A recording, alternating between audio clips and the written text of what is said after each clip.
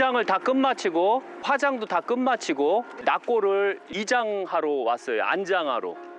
예, 그래서 이제 올라가서 실제 이제 명당이 어떻게 생겼는지, 그 다음에 명당에 모실 때는 어떤 방식으로 모셔야 되는지, 그 다음에 와서 이제 안장하기 전에 조상님하고 산신들에게 먼저 제를 지내고, 그 다음에 안장이 끝나면 성분제, 완봉을 했기 때문에 성분제를 지내고 끝나게 될 거예요. 예. 어떻게 정했다는 뜻인데? 정했어요. 예? 예. 산 사람이 집 짓고 살아도 좋겠어. 그러니까 철탑이 밑으로 내려가고. 예. 네가 다 뒀지. 이제 여기서 보면 흉당을 찾는 방법, 가장 기본적인 방법. 이거 나가면 이 묘자리 좀 문제가 될 수가 있거든요. 항시할 때는 저렇게 잘린 부분, 저기 잘린 부분은 다 산의 날등이에요. 날등이기 때문에 저기는 물이 별로 없다는 뜻이에요. 이렇게 날등들은 물이 별로 없는데, 문제는 뭐냐면 산과 산에 분지가 형성됐죠. 저기는 물이 많은 데예요. 그래서 재수 들을 게 없죠. 예. 그래서 묘자리를 이렇게 할 때, 공원묘에서 묘자리를 할 때 가장 먼저 고르는 방법, 첫째, 잘린 날등을 선택하라. 그러면 문제가 없어요. 예. 그래서 여기는 대표적으로 요 자리는 저 자리하고 요 두 자리가 있었어요, 명당이. 그런데 이 명당의 급수도 날등이 작은 것과 큰 것과 차이가 엄청나요. 그런데 여기는 날등이 저기에 2배가 돼요. 여기 보시면 2배가 돼요. 예, 그러니까 그만치 날등이 크면 클수록 명당도 크다는 거 잊지 마세요. 그러나 날등이 작으면 작을수록 명당은 작다고 생각하시면 돼요. 이게 바로 풍수를 보는 방법이에요. 가장 기본적인 방법. 이 공원묘지에서 그런 방식으로 한다면 실수는 거의 안 해요. 그리고 또 멜로드가 없어도 찾는 방법이 날등 거의 정중앙 정도에 다 명당이 있을 확률이 거의 70%예요. 재수 들을 게 없어서 30% 걸리는 경우도 있지만, 대다수가 보면 이 중앙 날등에 바로 명당이 있다는 거 잊지 마세요. 그러면 지금부터 이제 가서 얼마나 좋은 명당인가 이제 확인하는 걸로 들어갈게요. 이제 가보시죠. 여기서 가장 기본적인 게 뭐냐면, 명당을 찾을 때 수맥을 먼저 검사를 해야 돼요. 항시 수맥. 그 다음에 원형으로 돌아가는데 이쪽은 다 흉당이 나와요. 100%예요. 그리고 수맥부터 검사할게요. 돌리는 것부터 안 해요. 이렇게. 왜냐면은 하도 난이도가 높은데 하다 보면 사람네들이 헷갈려갖고 저한테 계속 사입이라고 해갖고, 이렇게 해서 이렇게 수맥 있는 것부터 확인할게요. 이렇게. 네. 여기서부터 명당이 나와요. 이거 알려주면 안 되는데. 예. 그러니까 여기서부터는 명당이 나와요. 이렇게. 그리고 여터는 이렇게 돌아버려요. 이렇게 우측으로 돌아야 돼요. 그런데 여기는 오면 이렇게 안으로 돌아요. 예. 그리고 여기 했을 때 딱 멈추죠. 이게 안으로 돌다가 여기 딱 가면 이렇게 돼버려요. 이렇게 우측으로. 그러니까 우측으로 도는 걸 순행이라고 하고 좌측으로 도는 걸 역행이라고 해요. 그래서 여기는 이제 명당이 나오는 거. 이렇게 이 소리가 명당에서만 나와요. 천의 명당 소리 들리죠? 예, 요 자체가. 이제 올라가서 확인하는 걸로요. 저희 문 열어놨네요. 이렇게 가요. 첫째, 공원묘지에서 명당을 찾는 방법, 맨 밑에 거 선택하지 마세요. 위에 거 선택할수록 물은 적어요. 그래서 여기 같은 경우 보면 물이 현저하게 적어요. 자체가 이렇게. 예.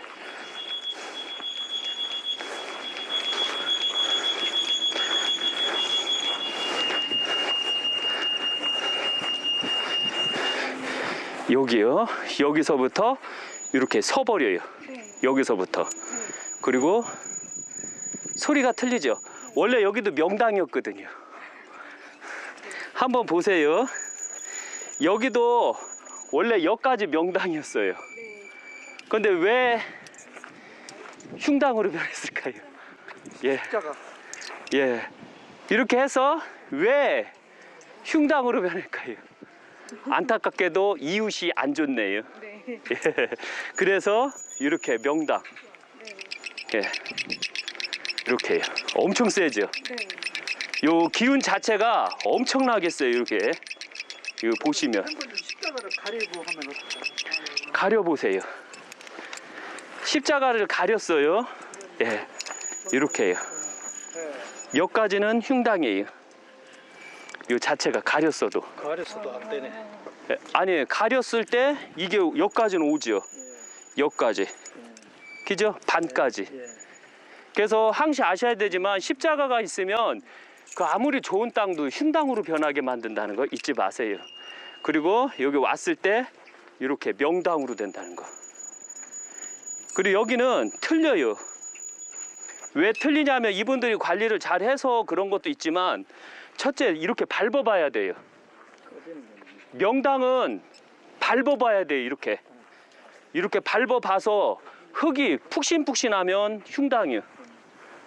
그리고 명당은 이 밟으시면 틀려요. 여기 한번 밟아보세요. 이렇게 밟고, 예, 꽉꽉꽉 밟고 여기 오시면 꽉 돌멩이 밟는 것 같아요. 예. 느끼셨어요? 예, 요게 진짜 좋은 거예요. 이 명당이. 이렇게요. 예, 왜 흙이 안 떴잖아요. 흉당은 흙이 다 떠요. 그래서 문중 묘자리 보셨을 때 딱 했는데 돌멩이 밟은 것처럼 딱딱하면 거기가 명당이 되는 게요.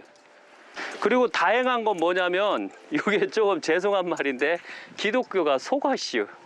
왜? 여기 12간지상이 있잖아요. 용신이네. 이렇게. 이해 가시겠죠? 네. 사방신을 용신으로 집어넣고 저기는 양이네요. 그럼 이게 다 틀릴 거예요. 이게 이쪽은 개고요, 저쪽은 뭔가 봐야죠. 예, 여기는 소네요. 예, 그래서 이게 호랑이네요. 우백호를 상징해서.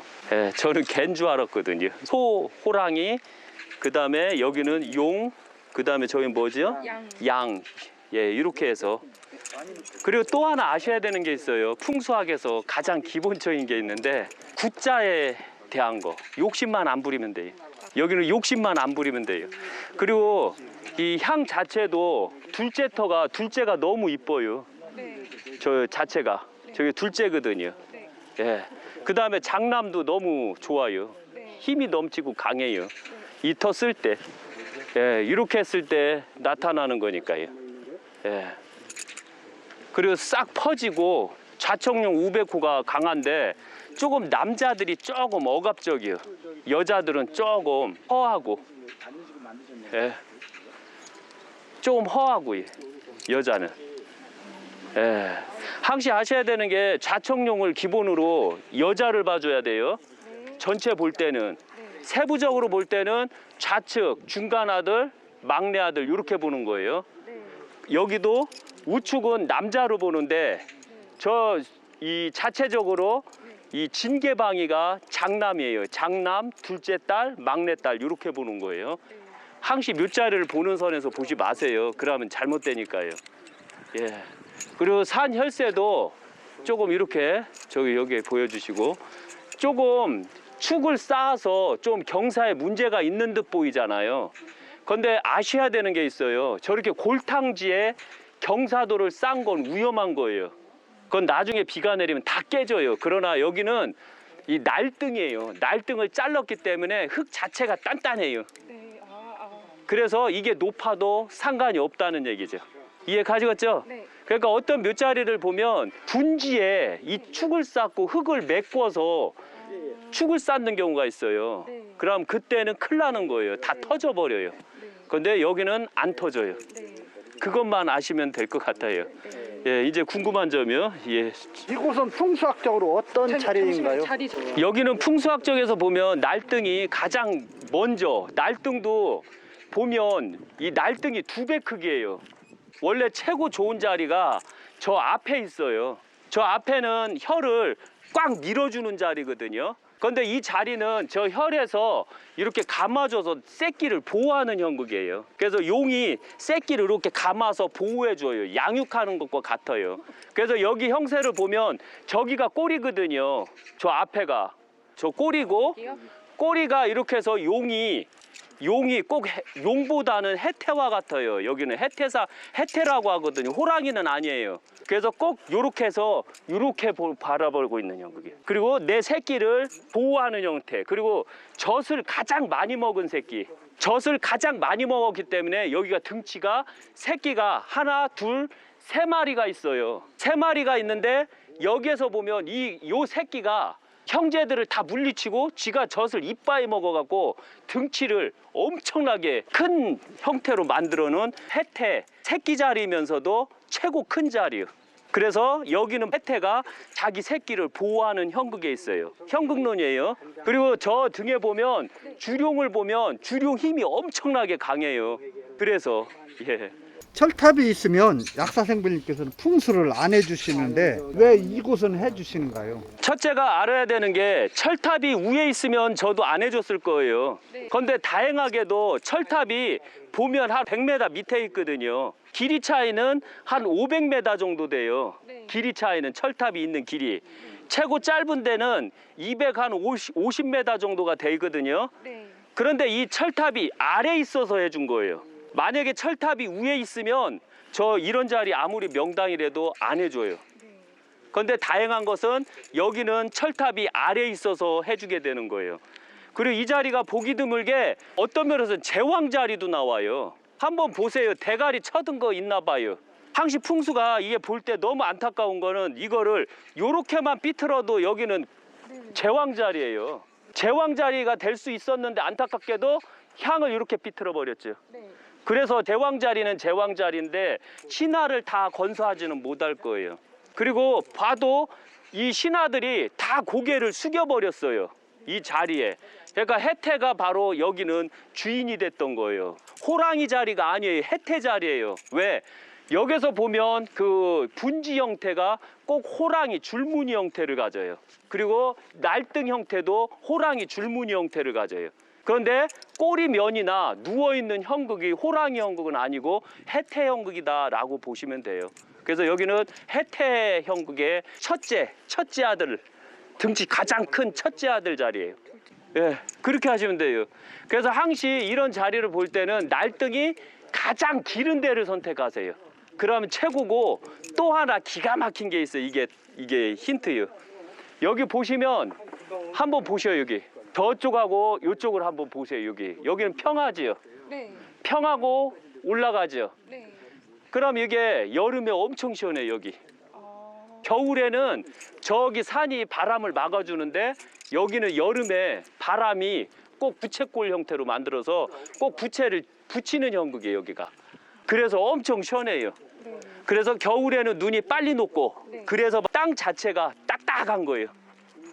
예, 다른 데하고 틀려요. 명당은. 예, 그것만 아시면 돼요. 보통 철탑이 있으면 묘자리는 어떤 일이 생기는지. 첫째가 철탑이 있으면 풍환자 가장 기본이요. 그 다음에 정신병 환자. 그 다음에 아들을 못 낳아요. 예, 딸이 많이 나오고요. 그래서 철탑이 있으면 되도록 묘자리 쓰지 마세요. 그리고 머리가 계속 지끈지끈하게 아파요. 그리고 암 환자가 많이 생겨요. 그런데 여기는 다행하게 철탑이 밑에 있어서 그런 걱정은 없지요. 그런데 오늘 이장에 온 데는 철탑이 바로 한 25m 정도밖에 안 돼요. 거리가. 높이도. 그런데 거기다가 있으면 첫째가 암에 걸려야 돼요. 또 수맥에 있잖아요. 그럼 골반 환자가 생기고 무릎 환자가 생겨야 돼요. 거기다 절손이 되는 자리에 아예 때려 맞을 건 다 때려 맞고 있어요. 빙의가 때리지, 그 다음에 철탑이 때리지, 산을 깎아서 거기 둘째들을 다 때려버리지. 이러니까 문제가 되는 거예요. 그래서 항시 아셔야 되는 건 철탑 있으면 절대 묘자리 하지 마세요. 단 밑에 내려간 철탑은 상관없다는 거 잊지 마세요. 예. 약사생부님께서는 납골로 하시는데 납골 요구를 모시면 어떻게 되나요? 원래는 생장이 필요해요. 그러나 안타깝게도 나라 정책이 잘못돼요. 제가 봤을 땐 기독교들 때문에 그래요.